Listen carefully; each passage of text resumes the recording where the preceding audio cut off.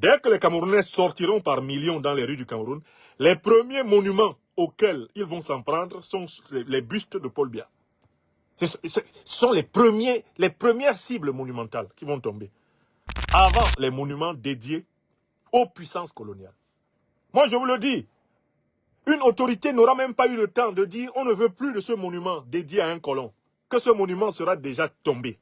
Le combat légitime mené par le commandant, le combattant Mbouamasok Batalon ou Esamahoha, ce combat-là, en fait, c'est le combat que portent en eux tous les Camerounais. Raser complètement l'orgueil, l'arrogance coloniale et néocoloniale sur le terrain symbolique du pays. Des statuettes comme celle de Leclerc à Douala, elles sont en sursis. Hein? Tous les colons qui ont reçu des honneurs sur la terre d'Afrique, leurs statuettes, leurs monuments sont en sursis. Ils seront tous déplacés. Ils seront tous mis sous scellés dans des musées pénitentiaires. Moi, c'est ça la meilleure solution. On les démonte, on les met sous scellés, comme on enchaîne le diable avec ses démons dans les Tartares. C'est comme ça qu'on doit enchaîner ces machins-là.